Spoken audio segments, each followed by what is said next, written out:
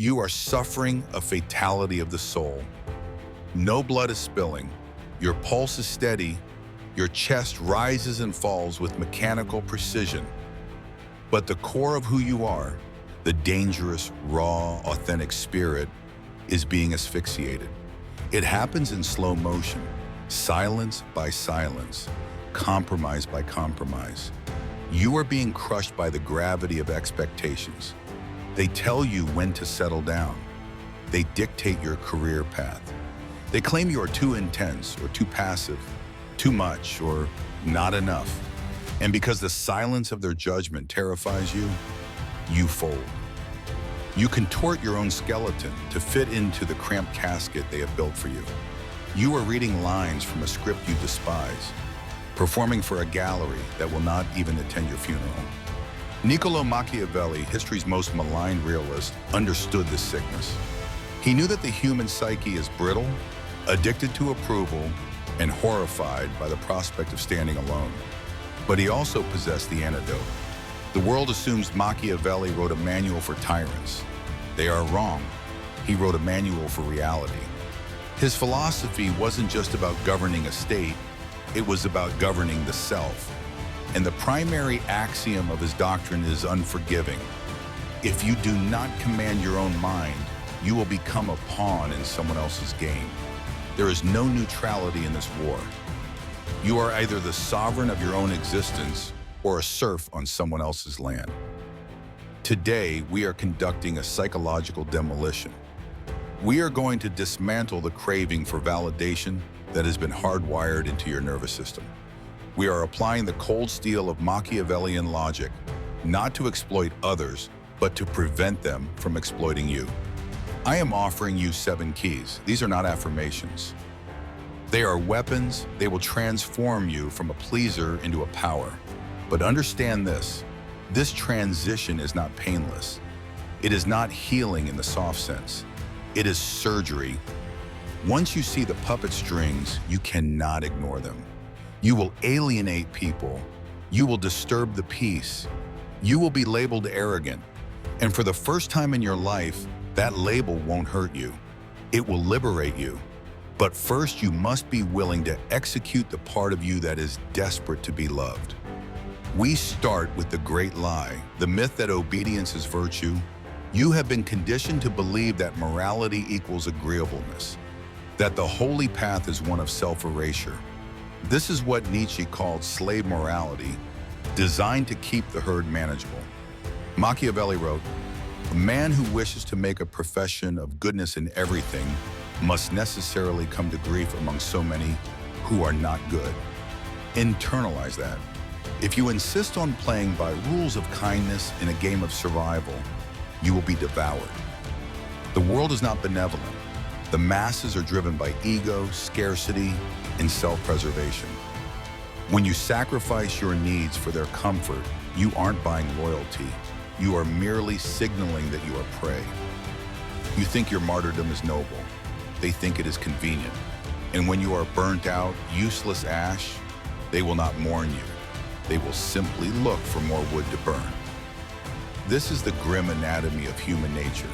People are fickle, deceptive, and greedy. As long as you are useful, they are your best friends. They pledge their lives to you when the danger is abstract. But let the storm actually break, and they will turn. This isn't pessimism, it is data. Look at your history. When you said yes to keep the peace, did they respect you? Or did they just raise the quota for next time? By living for them, you teach them that you are discount merchandise. You teach them that your soul is negotiable. The Machiavellian awakening happens when you realize that goodness without the capacity for danger is just cowardice. True virtue demands the strength to be disagreeable. You must learn the art of not being good. This does not mean being malicious, it means being formidable.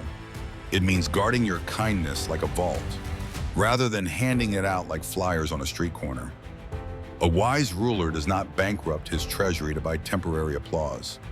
Your energy is your treasury. Stop spending it on people who wouldn't scratch a finger to help you. Living for yourself requires a ruthless audit of your motives. Why do you do what you do? If the answer is so they won't be upset, you are a prisoner. Why does the disapproval of your parents, your peers, or anonymous avatars online cause you physical distress? Because you are addicted to the audience. Evolutionarily, we are terrified of exile. In the Paleolithic era, to be shunned was to die. So your brain evolved a chemically inducing alarm system. Anxiety, that panic you feel before a difficult conversation, is your ancient brain screaming, "Predator!" But look around, you are not in the wild. If you disappoint your boss, you will not be eaten. If you defy social norms, you will not starve. The threat is a phantom, but the prison it builds is solid. You have constructed an internal amphitheater. Seated in the rows are your teachers, your ex-lovers, your rivals, your family. Every move you make, you glance at them. You crave their applause. You dread their silence. Machiavelli demands you clear the room. He understood that reputation is a weapon to be wielded, not a chain to wear.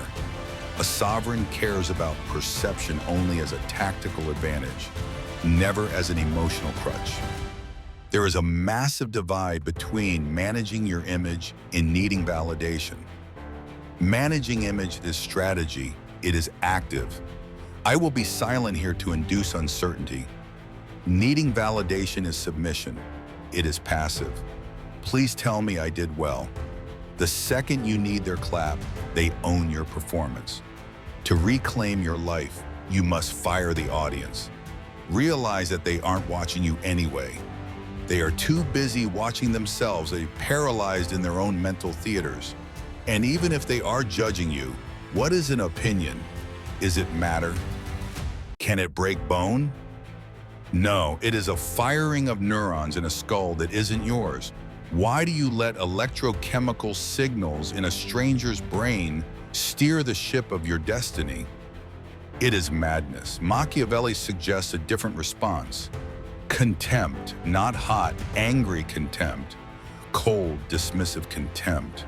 The way a mountain views a storm. When you live for yourself, other people's opinions are just weather. You adjust your coat, but you do not stop your march. You must become the only critic that matters. If you look in the mirror and respect what stares back, the crowd's noise is irrelevant. This brings us to the most infamous concept. It is better to be feared than loved if you cannot be both. Strip away the tyranny. Apply this to your social existence. In our world, fear implies respect. Love implies likability. Most people chase likability. They want to be the chill one, the easy one. Likability is a trap. When you are purely likable, you are formless water. You take the shape of the cup. People drink water or they pour it down the drain. They do not respect it. Respect, Machiavellian fear, comes from having mass. It comes from having boundaries that cut. It comes from the unspoken knowledge that you are capable of walking away forever. That is the dread of punishment. The realization that access to you is a privilege, not a right. If you live for others, you fear losing them. If you live for yourself, they fear losing you. The polarity shifts. Think of the people you truly admire. Do they apologize for taking up space? No, they have a code. They create friction. They are willing to be difficult to protect their vision. You value their time because it is scarce. Machiavelli teaches that a foundation built on being liked is quicksand. People's moods are volatile. If you build your house on their approval, you collapse when the wind changes. Build on self-respect. That is bedrock. To live for yourself, you must be willing to be disliked. In fact, you should collect disapproval as proof of life. If no one dislikes you, you are standing for nothing. You are a phantom.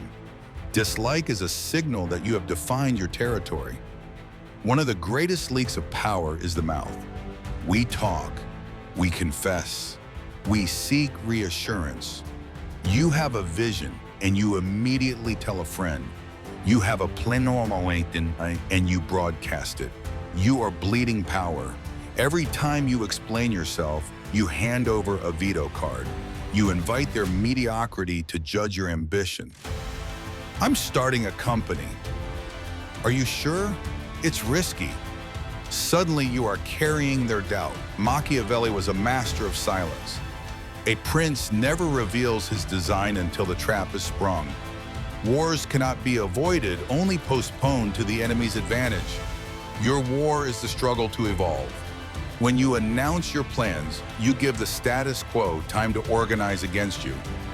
Keep your counsel. Build in the shadow.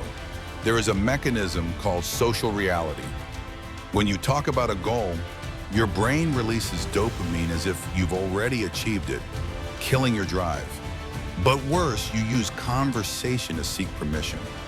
You want them to nod so you feel safe. Stop explaining. Explanations are for servants. Sovereigns declare. If you want to change, don't ask for advice from people who are stuck. Silence is a shield. It protects your embryonic plans.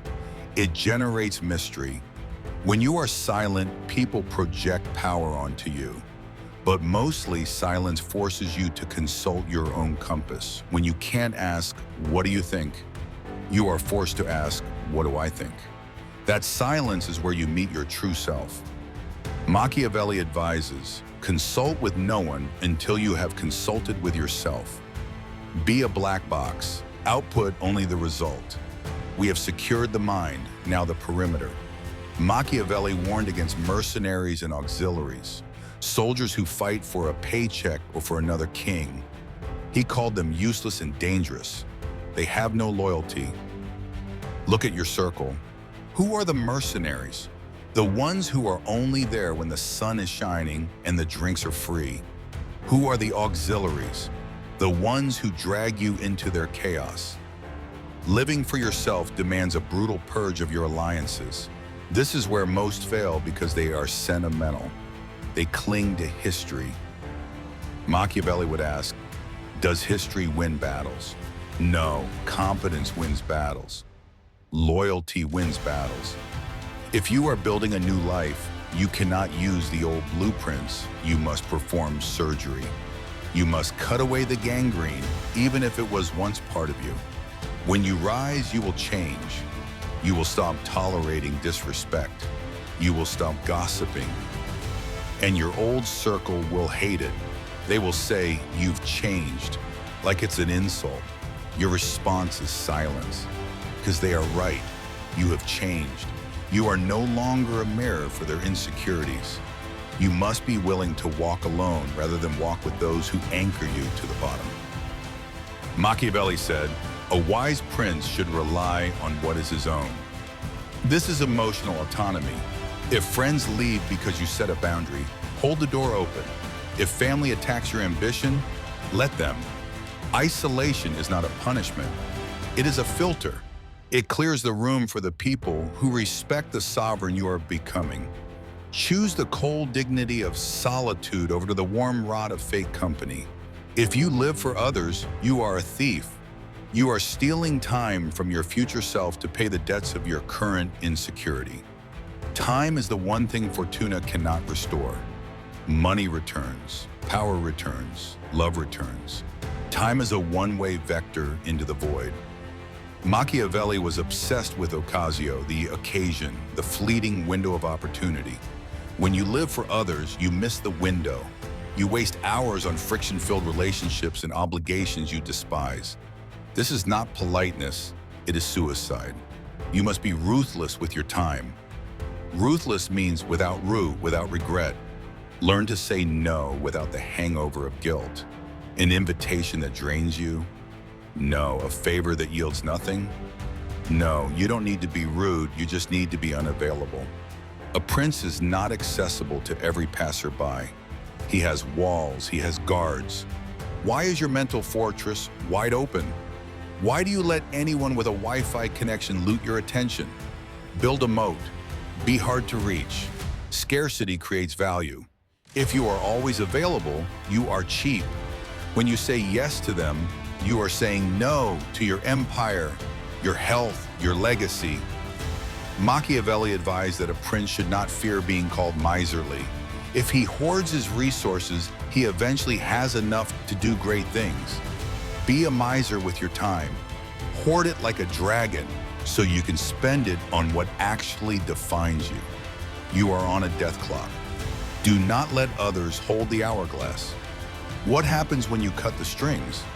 When you stop performing, stop oversharing, and stop pleasing, you enter the state of virtù. In Machiavelli's lexicon, virtù is not Sunday school morality. It is prowess. It is the raw masculine energy of imposing order onto chaos. It is the ability to look at the unpredictability of fate and say, I will shape this. When you live for yourself, you reclaim virtù. You stop being a victim. You stop saying, I can't because of them. You realize the only blockade is your own will. This is terrifying because when you blame others, you are safe. It's not your fault you're unhappy. But when you hold the reins, if you crash, it is entirely on you. That is the weight of the crown. Machiavelli wrote The Prince in Exile. He was tortured, stripped of rank, and cast out to a farm. By modern standards, he was a loser, canceled by the Medici. But every night he would wash off the mud, don his courtly robes, and enter his study to converse with history.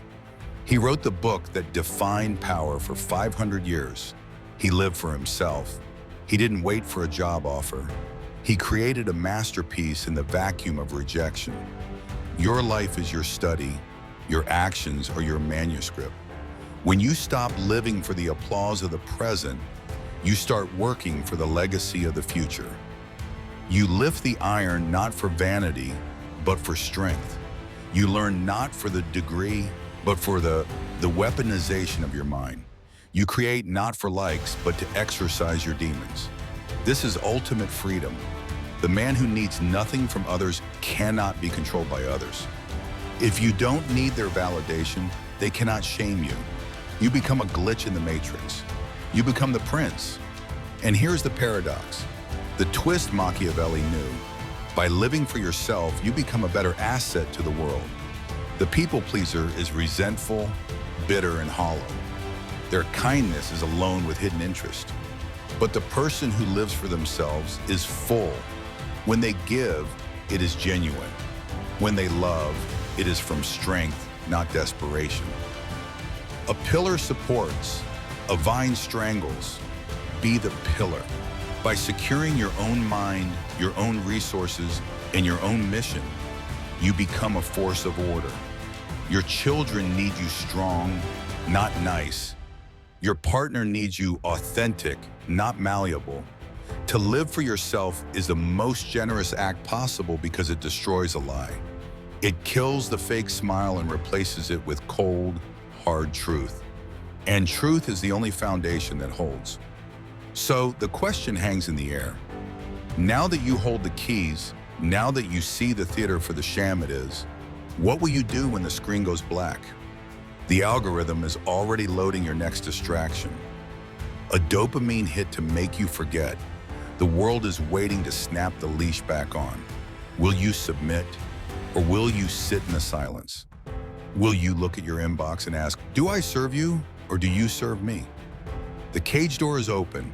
It was never locked. The only thing keeping you inside was the fear of the wild. But the wild is where reality lives. Machiavelli walked out into that dark night 5 centuries ago, and he is waiting there. But you have to take the step. You have to be willing to be misunderstood.